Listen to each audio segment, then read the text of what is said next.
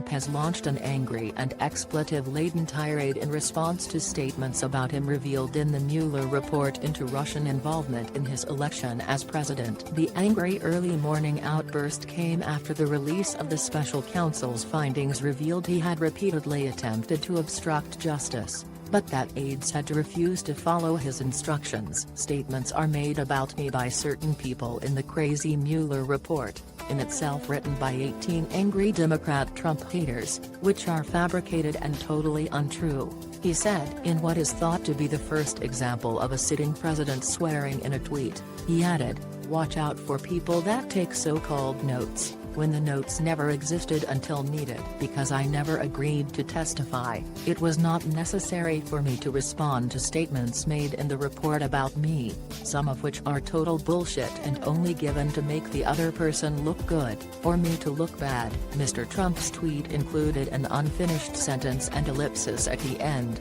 usually suggesting a further post is to follow. But at the time of publication, 2 hours had passed from the bullshit tweet with no follow-up appearing on his feed. While Mr. Trump did not indicate which notes or statements he was objecting to, the 400-page Mueller report includes a series of embarrassing claims about the president. Some of those are said to be taken from contemporaneous notes, including the suggestion he described himself as fucked when the probe began. "Oh my god, this is terrible. This is the end of my presidency. I'm fucked," he said, according to notes from Jeff Sessions' then chief of staff, Jody Hunt. Mr. Trump had initially attempted to present the Mueller report as a complete exoneration. Just before it was announced, he posted another tweet to his feed, addressed to his haters, in which he referenced Game of Thrones and wrote "Game over" and "No collusion, no obstruction." A further statement from Mr. Giuliani and Mr. Trump's lawyers said the report itself is nothing more than an attempt to rehash old allegations and insisted that the results of the investigation are a total victory for the president. Donald Trump Jr.,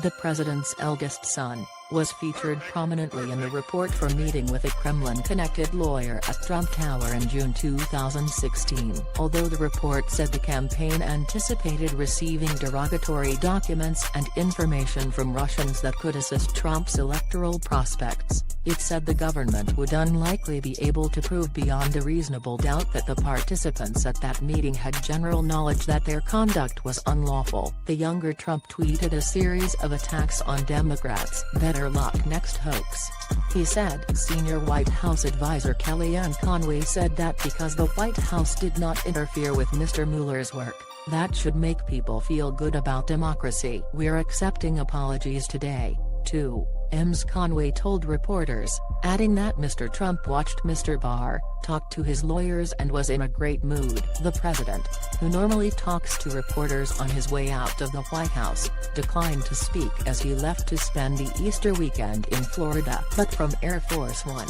he tweeted, "I had the right to end the whole witch hunt if I wanted. I could have fired everyone, including Mueller, if I wanted. I chose not to. I had the right to use executive privilege. I didn't." Appearing relaxed earlier on Friday at a military event, Mr. Trump said a statue he had been presented with as a memento would have a permanent home at least for 6 years, in the Oval Office. As the audience applauded and laughed, Mr. Trump said he was going to joke and say at least for 10 or 14 years, "But we would cause bedlam if I said that." Additional reporting by agencies.